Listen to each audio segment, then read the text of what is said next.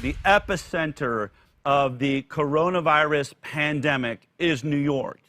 And at the epicenter of that epicenter is New York City. And at the central point of New York City was a hospital called Elmhurst, where we were hearing reports that very bad things were happening. Well, there is a nurse that, a very talented nurse in Florida, that decided to go up and help up in New York, and went up to New York and got placed inside of the Elmhurst Hospital.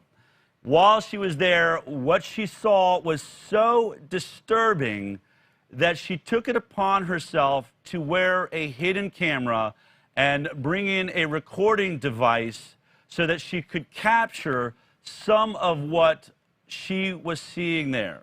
This is a brilliant production that's been put together by Journeyman Productions, and I want to make sure that we give them a shout out. You're going to want to watch this entire 1 hour expose, but here is just a taste of this incredible brave nurse and her revelations as she risks everything to bring a camera and recording device into the epicenter of the coronavirus pandemic. Take a look at this.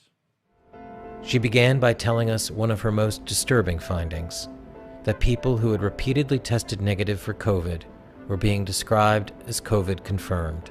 Okay, so if you look close, I'm in my patient's chart. I am pulling up like their laboratory results. So if you look here, you'll see COVID-19 bioreference lab. Here are the test results. As you can see, 5/1/2020 at 17:16, not detected.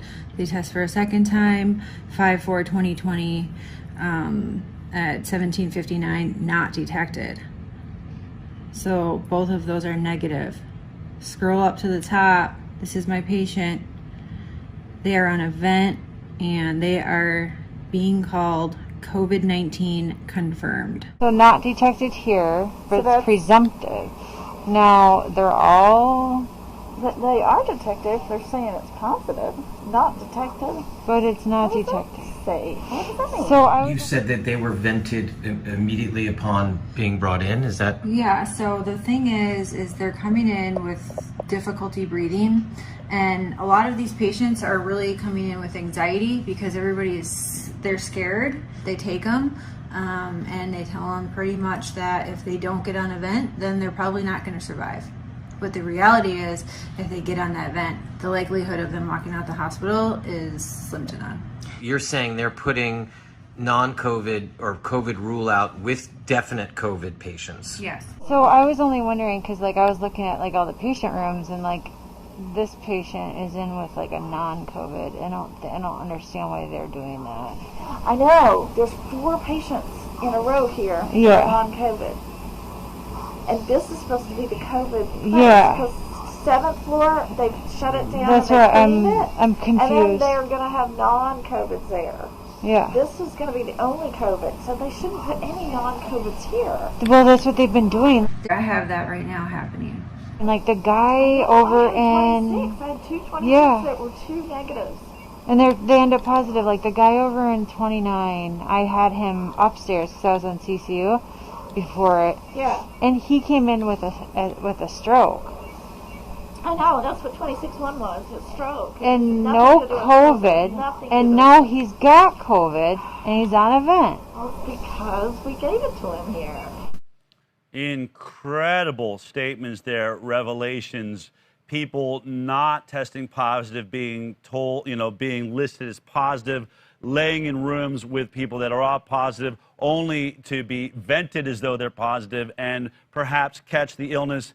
Once again, you should really check out all the work being done by Journeyman Pictures. Go to their YouTube channel, Journeyman Pictures, to see this expose and many of the other great interviews that they've done around many topics of COVID-19. But I want to say right now, it's absolutely an honor to bring on my next guest, Erin Olszewski, the nurse at the center of this.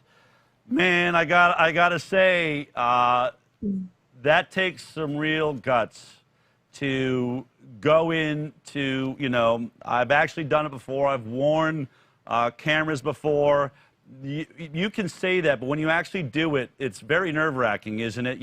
There's something about it, the idea you might be caught, what am I doing here? But Erin, why? What made you take that step?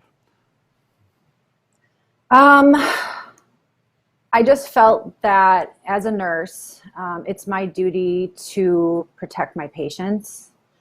And I couldn't walk away from that being silent. People have a right to know what's going on. And, there were prior medical professionals speaking out about this and being blown off.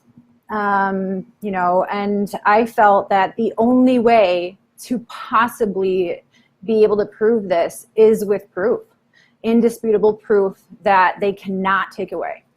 And, yes, I risked a lot, but in my opinion, the risk is worth the reward because people around the United States, people around the world have been lied to. Wow. And just so that people understand your background, you are an Iraqi war veteran. You fought for the United States of America in the Iraq War. So you've seen some really bad things out there, I would imagine. My understanding is you weren't a nurse when you were in Iraq, but you were actually a soldier. But did you feel, they've described, especially Elmhurst Hospital, but many of these ERs and hospitals, they describe them as a war zone. Would you say that it fits that description also? If I can honestly be totally transparent, Please. I feel like this is worse because it's almost like friendly fire.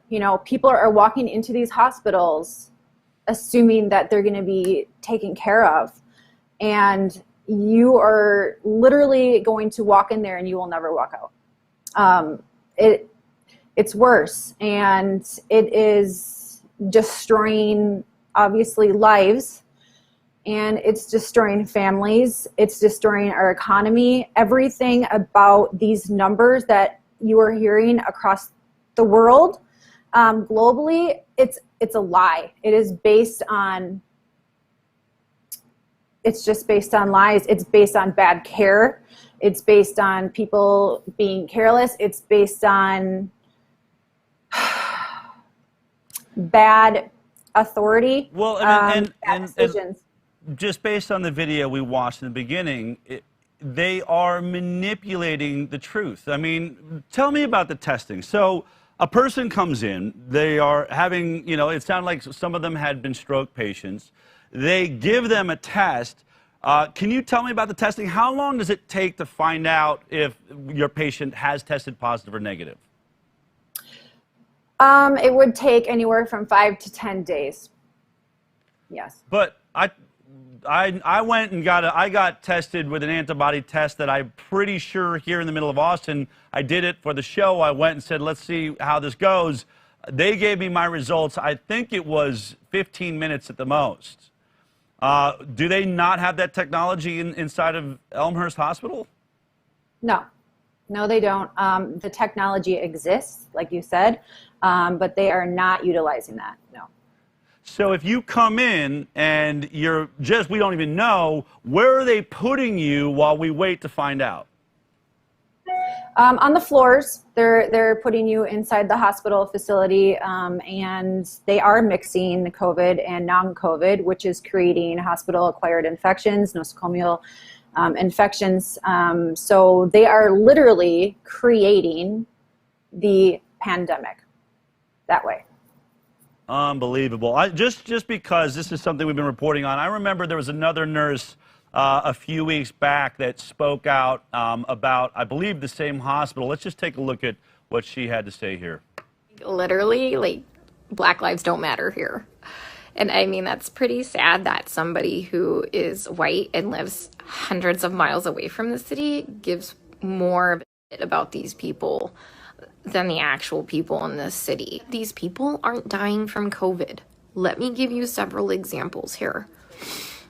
An anesthesiologist intubated the patients, and for about 5 hours, like, we were waiting on a chest x-ray to confirm that the placement was wrong. And in the meantime, while we're waiting for that, and we've told the anesthesiologist that it was placed wrong, because, like, literally only one side of the chest is, like, inflating, he dies. Okay? A patient had a heart rate of 40. I was literally ran out of, like, the patient's room to get, like, the director of nursing who was standing out there. And I'm like, can you stop him? He's going to kill that patient. He's going to kill that patient if he defibrillates him with bradycardia and a heart rate of 40. And the director of nursing just shook his head. And I turned around and he killed the dude. It's like going in the Twilight Zone. Like, everyone here is okay with this. Look, the only way I can kind of put this into context for everybody is, and this is going to be kind of an extreme example, this is like really the only thing I can come up with. It's like if we were in Nazi Germany and they were like taking the Jews to go put them in a gas chamber, I'm the one like there saying, hey, this is not good, this is bad, this is wrong, we should not be doing this. And then everyone tells me, hang in there, you're doing a great job, you can't save everybody. They're murdering these people. That was Nurse Nicole Surtek. I did make a mistake. I guess she wasn't at Elmhurst while she was recording that video. But obviously, you're not alone. Inside of the hospital system where you work, are you alone? Are you a minority? Are you a majority? What's happening with the nurses? And many of you are journeyman nurses, right? Many of you are traveling into New York to help out. What would you say, how many people are looking at this the same way that you and Nicole are?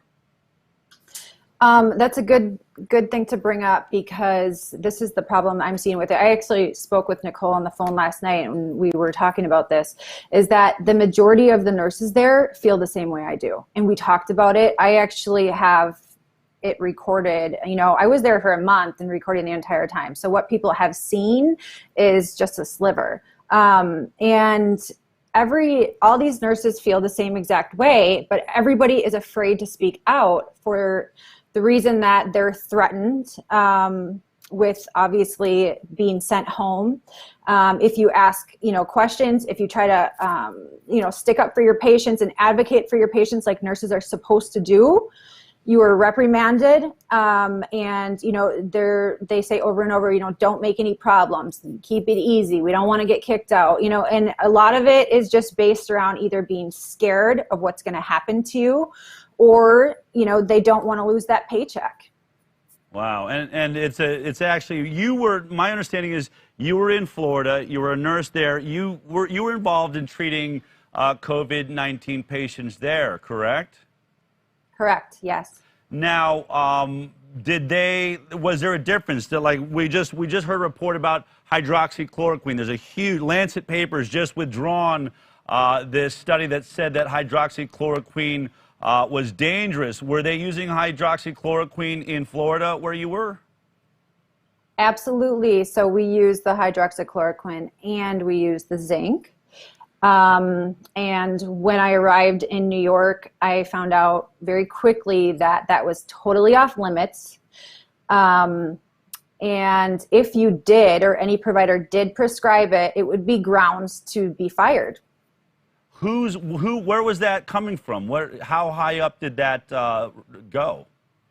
So it was from Governor Cuomo, and that was as early as March, right around March. And that's just how that's how it went, and you had to listen to it. And what I found is so ironic, in that same, those same orders, they granted all these medical professionals, they were all liability free if anything happened. So when you're inside these hospitals, already a very, hospital that has very bad reviews, it's public, you have liability-free medical professionals treating patients on ventilators with no family. So what do you think is going to happen? That leads me to, in this incredible expose, what you described as maybe the worst day of your life. Remember, this is an Iraqi war vet who has seen a lot of bad days, I would guess. Take a look at what she describes as the worst day of her life. A 37-year-old, which is my age, was not a DNR. He's a full code. His family in depth discussed with the doctors that they want us to do everything they can to save him. He came in talking. He was very terrified. He was just like, you know, totally alert, knew what was going on, and they convinced him to be on a vent. Now he's dead. But the doctor said when I got into shift that if he codes that we are not to resuscitate or try to save him. And we flipped. This is important. I just asked them if we can put a DNR order and they said no. That's up to the attending. Okay, so we're going to code him. That's what I said, and they said no, we're not. I said yes, we are. We're obligated to. So then You got to say something though, like it's our license. Unfortunately, you guys got to put in an order, just something. That's what I said. Yeah. I said I'm obligated. Yeah. What did she So say? then she's like, the higher up said. I said, I don't care what they said. What higher up? God? We don't have a God here making I decisions. said I don't care what they said. So we're supposed to. He's not DNR, but we're treating it as DNR. Basically. Does his family know? His family knows the situation. I think they called them and they told them. They were trying to do a school attending consent for Okay. all day he spent like in the 80s saturating. It was this one on the forehead didn't work. It was this one worked, and it came back. When I changed it, I was like, oh shoot, it's 90. Yeah. So they started playing around with the Oh fence. shoot, it's Because 90. he's still on pressure. He changed the pulse ox You put him on AC, from drop. his head to his finger, and he's like, oh, it's 90. I had to put a sign up last week, don't touch my... He's fine. Well, Elmhurst does have a policy given, like a COVID policy, given the scarcity of Right. dialysis and blood. It can be a chem code, it can be whatever. That it's not, there's not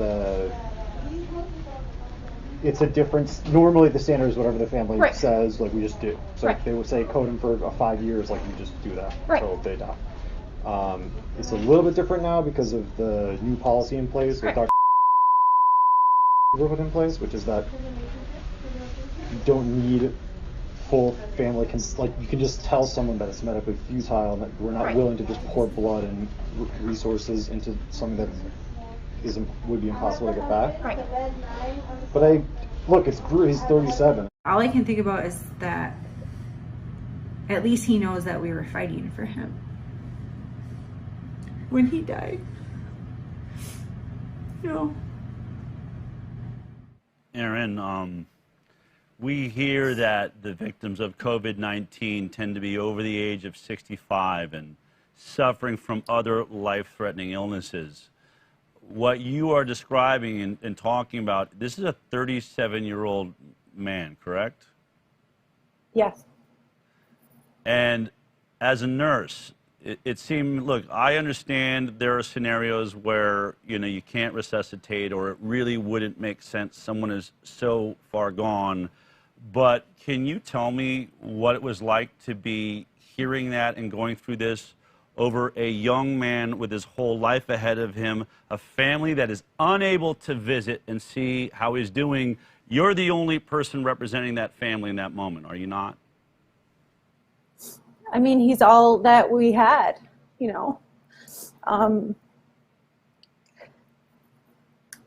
doesn't have a voice otherwise, and like these families are trusting in us to be taking care of them and trust us to do our jobs right. And if they don't have a good nurse, they really don't have a chance at all. And even if they have a good nurse, who's to say the next nurse on the shift or the next doctor on the shift is going to be good too?